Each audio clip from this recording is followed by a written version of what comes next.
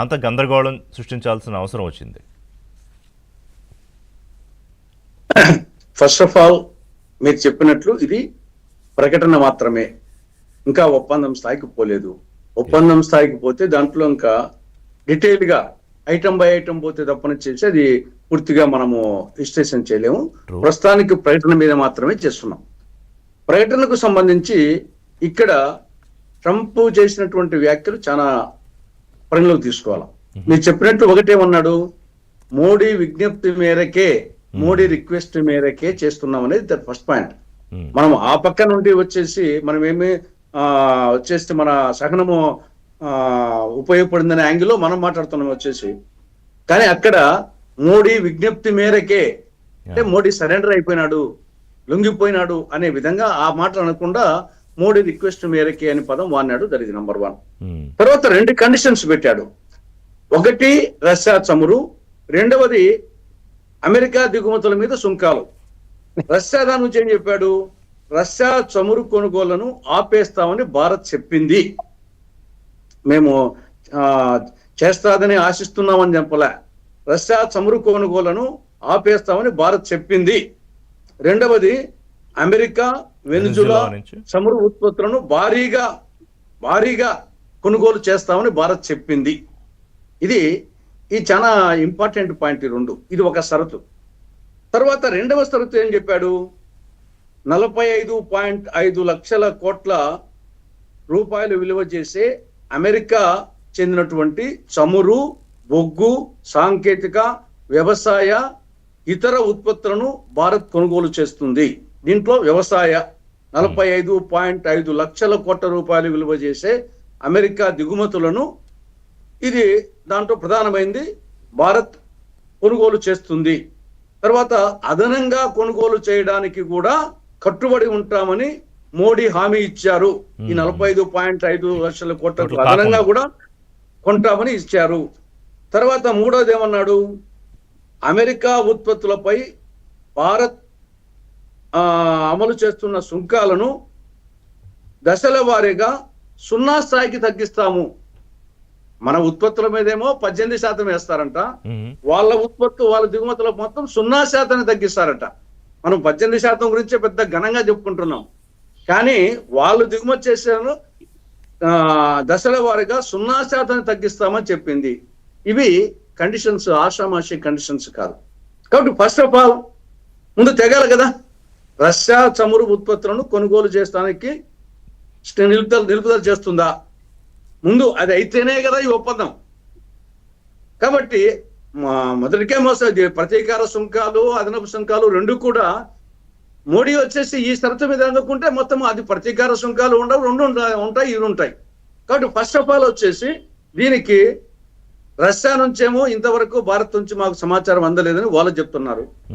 మోడీ గారు దాని గురించి పల్లెత్తు మాట మాట్లాడలేదు.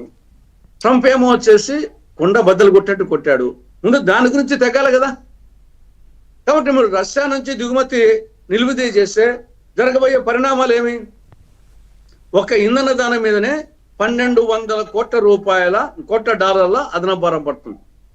రష్యా నుంచి దిగుమతి చేసుకొని నిలిపేస్తే పోనీ ఏమన్నా అమెరికా వాడు వచ్చేసి, వెనిజులా వాడు వచ్చేసి దానికంటే మేము తక్కువ ధరలకు ఇస్తామని చెప్పాడా, చెప్పలేదు. కాబట్టి ముందు ఇంధన బిల్లు వచ్చేసి ఒక్కసారి రాకెట్ తిన్న పైకి పోతుంది. రెండవది ఒక మిత్ర దేశాన్ని వచ్చేసి కోల్పోవడం జరుగుతుంది. అంటే ప్రపంచంలో భారత్ ఏకాకిగా మిగిలిపోతుంది. ప్రతి సందర్భంలో మనకు వచ్చేసి అంతో ఇంతో మిత్ర దేశంగా ఉండేది రష్యానే. ఏ దేశం మనకు వచ్చేసి దరిదాపుల్లో లేరు. చుట్టుపక్కల ఉండే వాళ్ళందరూ వచ్చేసి మనకు వ్యతిరేకులే. ఆయన అమెరికా వచ్చేసి ఆయన ఎప్పుడు ఏ డెసిషన్ తీసుకుంటాడో వాళ్ళది యాన్నో ఉంటాడు. రష్యా అంతో దగ్గరలో ఉండి మనకు ప్రతి సందర్భంలో మిత్ర దేశంగా ఉన్న నమ్మక ద్రోహము, మిత్ర ద్రోహము చేసినది అవుతుంది. దాని పర్యవసానాలు వేరే విధంగా ఉంటాయి. కాబట్టి అది ఒకటి. ఇంకా రెండవది వచ్చేసి మనము 0 స్థాయికి మొత్తం వచ్చేసి వాళ్ళ ఉద్దేశం ఏమి, 5-6 నెలల ముందు ఎందుకు ఒప్పందం అమలు కాలేదు, కేవలం వ్యవసాయ రంగానికి సంబంధించే కదా. ఆ వ్యవసాయ రంగానికి సంబంధించి ఇప్పుడు ట్రంప్ చెప్పడం వచ్చేసి 0 స్థాయికి వాళ్ళ దిగుమతుల మీద చేస్తామంటే ఇంకా దేశాన్ని అమ్మడం కాక, రైతుల రక్తాన్ని స్వేదాన్ని అమ్మడం కాక ఏమంటారు దాన్ని వచ్చేసి. ఇది వ్యవసాయ ప్రధానమైనటువంటి దేశము. అంతో ఇంకో కొందరికి లాభాలు కలగచ్చు. లాభాలు ఉండే వాళ్ళు జౌలి పరిశ్రమ, వస్త్రాలు, ఆక్వా, రత్నాభరణాలు, తోలు, పాదరక్షలు, కొంత మొబైల్ ఉండొచ్చు, నేను కాదనలేదు. కానీ ఓవరాల్ గా వ్యవసాయ ప్రధానమైన దేశంలో 60-70% వ్యవసాయ దేశంలో వ్యవసాయం పోయిన తర్వాత ఇంకా ఏముంటుందంటే ఈ దేశంలో అటువంటి వ్యవసాయ ఉత్పత్తులన్నీ మొత్తం ఎస్పెషల్లీ మొక్కజొన్న కానీ, సోయాబీన్ కానీ, మిగతాయి కానీ మొత్తం డంప్ అయిపోతే మన రైతులు వచ్చేసి దాంతో కంపీట్ చేయలేక మొత్తం వ్యవసాయ రంగం ఎత్తిపోతుంది. వచ్చేసి మరిన్ని ఆత్మహత్యలు పెరిగిపోతాయి వ్యవసాయ రంగంలో. ఇప్పటికే ఏ పంటకు గిట్టుబాటు ధర లేదు.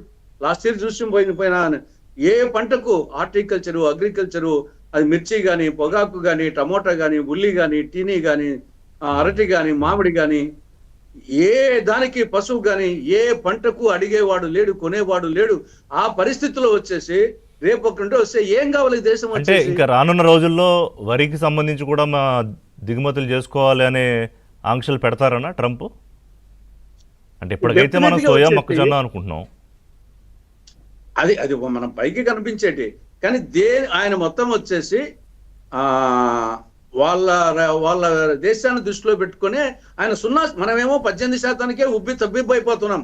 అది కూడా వచ్చేసి రష్యాది 25% తీస్తే ప్రతీకార సుంకాల్లో 20% నుండి 18% తగ్గించినట్టే ఆ విధంగా అనుకుంటే. కానీ మనమేమో 0% తగ్గిస్తామని మనం ఒప్పుకున్నామంట. కానీ పుల్లారావు గారేమో మీరు ఎక్కువ ట్యాక్స్ పెట్టి కొనడానికి మీరు రెడీయా అని ఒక క్వశ్చన్ అడిగారు. రెండోది చాలా లిమిటెడ్గా ఆ దిగుమతులు అయ్యే ప్రోడక్ట్స్ కూడా చాలా తక్కువ మందికి సంబంధించి అతి కొద్ది పర్సంటేజ్ సంబంధించినవి ఉన్నాయి కదా అనేది. అది అందుకే ఒప్పందము అయితే గానీ మనము క్లారిటీ చెప్పలేం. ఇప్పటి వరకు ప్రకటన వరకు అయితే గన ఖచ్చితంగా వచ్చేసి భారతదేశం అమెరికాకు లొంగిపోయింది, ట్రంప్కు మోడీ లొంగిపోయినాడు. కండిషన్స్, రష్యా కండిషన్స్ పెట్టడం ఏంటి, ఆ కండిషన్స్ పెట్టకుండా చెప్పింటే అర్థం ఉంది. కనీసం దాని గురించి ఆ రష్యా కండిషన్స్ చెప్పడం ఏంటి, అది డిక్టేట్ చేస్తున్నాడు. అది వచ్చేసి ఏదో రిక్వెస్ట్ ఉక్రెయిన్ లింక్ కూడా పెట్టారు, మళ్ళీ అందులో ఉక్రెయిన్ లింక్ కూడా పెట్టాడు. కాబట్టి వాళ్ళ సుంకాలకేమో మనం వాళ్ళ దాంట్లో దిగుమతులు మనం 0% వస్తామంట. కాబట్టి ఇది ఇంకా దీని ప్రకటన వరకు అయితే మాత్రము మొత్తం డిజాస్టర్స్ అవుతుంది. కానీ ఒప్పందంలో వచ్చేసి ఇష్యూ బై ఇష్యూ, ముఖ్యంగా వ్యవసాయ రంగానికి 40% సంబంధించి ఏమి దాంట్లో ఉంటాయని దాన్ని బట్టి ఆధారపడి మాట్లాడదాం. ప్రకాష్ రెడ్డి గారి మాత్రము